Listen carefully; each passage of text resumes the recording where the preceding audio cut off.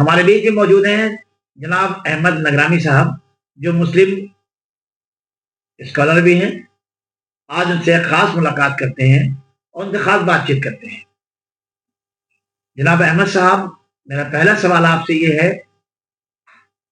कि संभल में हुई घटना को लेकर समाजवादी पार्टी कई दिनों से लगातार जाने का प्रयास कर रही थी, लेकिन आज संभल की समाजवादी पार्टी संभल पहुंची। पहुंचते ही वहां पर मृतक आश्रितों के यहाँ समाजवादी पार्टी के डेलीगेशन ने 5-5 लाख रुपए का उन्हें मुआवजा दिया। इस पर आप क्या कहें? देखिए, पहली बात तो ये है कि समाजवादी पार्टी को खुद जाकर के मुआवजा देना पड़ रहा है एक पार्टी को। वो पार्टी एक इस वक्त एक पॉलिटिकल पार्टी है, वो सरकार नहीं है समाजवादी पार्टी। ये तो खुद सरकार को इसको इनिशिएटिव उठाना चाहिए था कि वहां पे अपने डीएम के जरिए से मुख्यमंत्री को खुद जा करके वहां पर लोगों के बीच संवेदनशीलता अपनी बनानी चाहिए थी, लोगों को बताना चाहिए था, अफसोस जाहिर करना चाहिए था कि वहां पे किस तरीके से बर्बरियत हुई है।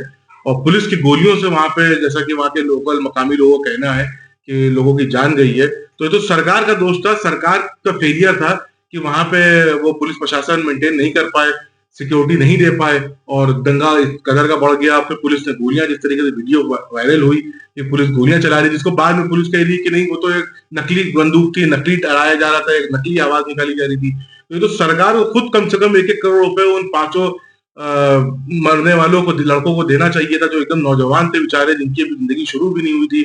उन लोगों को खुद सरकार को जाकर के देना चाहिए था। वहां के डीएम, एसएसपी, जो भी जिम्मेदार अधिकारी थे, उनको सस्पेंड करके नए लोगों को लाना चाहिए था और जो इंसाफ के साथ वहां काम करे। लेकिन ये तो सरकार की गलती थी, जिसको समाजवादी पार्टी ने अपनी एक तौर समझा कि नहीं वहां पे वो खुद जाए, दे करके आए। तो उनका देने को, उस कदम को हम लोग वेलकम करते हैं, लेकिन सरकार को वहां पे खुद जाना चाहिए था पैसे देने के लिए। किसी पार्टी को तो एक आदमी इंडिविजुअल तौर पे जो मदद करे बहुत अच्छी बात है, सराहनीय कदम है उनका, लेकिन यहाँ पे कमजोरी सरकार की थी कि सरकार खुद नहीं गई।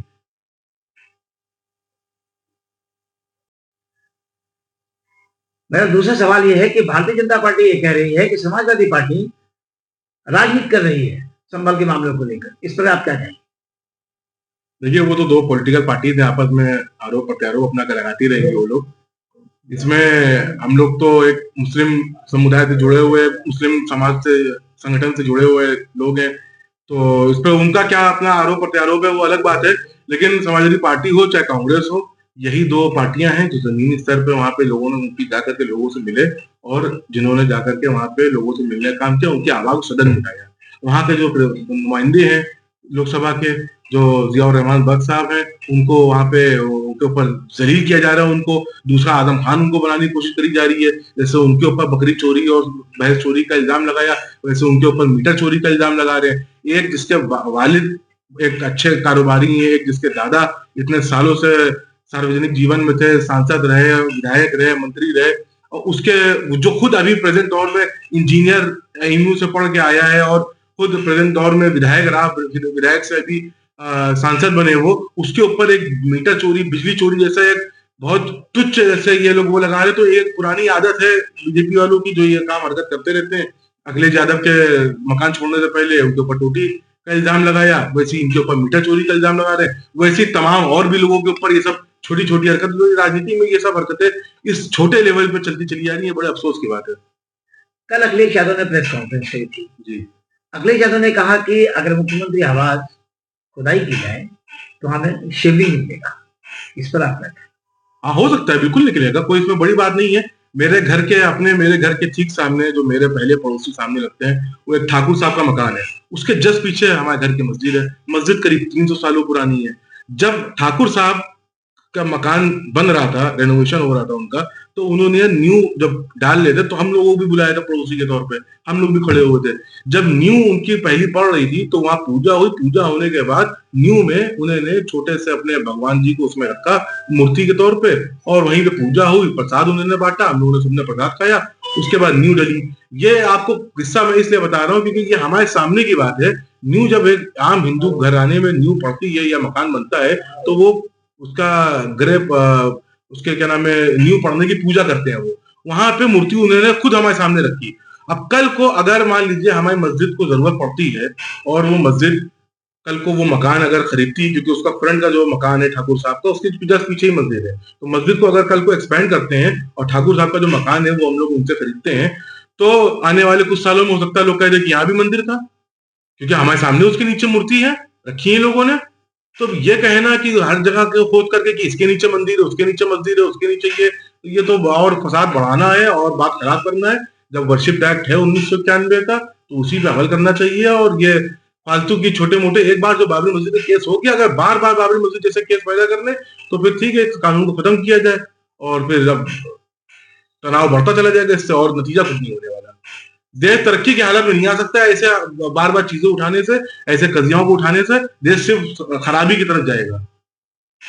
मेरा आखिरी सवाल आपसे है, 2025 में कुंभ मेला शुरू हो रहा है जी, इसकी भव्य तैयारी की जा रही है, लेकिन भारतीय जनता पार्टी के प्रवक्ता राकेश त्रिपाठी ने आजम खान पर एक आरोप लगाया कि मुस्लिम मंत्री को क्यों 2013 में अखिलेश यादव ने उन्हें कुंभ मेला का प्रभारी बनाया, जिससे वहां पे भगदड़ मच गई और वहां की अव्यवस्था खराब हो गई, जबकि अखिलेश यादव सफाई में रंगारंग कार्यक्रम देख रहे थे, तो आजम खान को क्यों सौंपा?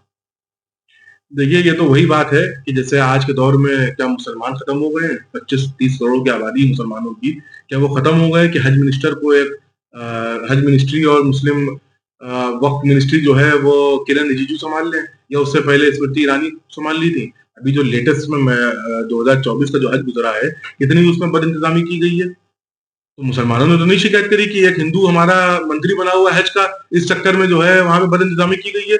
होती है बदइंतजामी, उससे पहले मुख्तार अब्बास नकवी साहब थे, उससे पहले और जो लोग थे, जो भी हज मिनिस्टर रहा है, वहां पे अगर कुछ भी बदइंतजामी होती है तो वो उस पर्टिकुलर मंत्री की या उस पर्टिकुलर मिनिस्ट्री की, उस वक्त के अधिकारियों की जिम्मेदारी होती है, ना कि उनके धर्म की, उनके मजहब की। तो मुसलमान तो ये बात नहीं कह रहे हैं कि हमारे यहाँ जो खराबी हो रही है उसका जिम्मेदार वो उसका धर्म है। जैसे कि आज के दौर में किरण रिजिजू है, अभी उनका 2025 में जो हज किया जाएगा वो उनके अंडर में होगा। 2024 का जो हज था वो स्मृति ईरानी साहिबा के अंडर में हुआ था। 23 का हज भी उन्हीं के अंडर में हुआ था। तो मुसलमान तो इस बात को नहीं कह रहे। और ये उस दौर के हिंदुस्तान की यही खूबसूरती थी कि 2004 में मुस्लिम राष्ट्रपति कलाम साहब थे, जिनका वाइस प्रेसिडेंट एक हिंदू था, जिनका प्राइम मिनिस्टर की शपथ वो एक सरदार मनमोहन सिंह को दिला रहे थे, जो एक कैथोलिक लेडी सोनिया गांधी ने अपना पद छोड़ करके मनमोहन सिंह साहब को दिया। मनमोहन सिंह साहब की जो बिरादरी थी, जो उनका मजहब था, उसकी फीसद 5% भी नहीं है हिंदुस्तान में।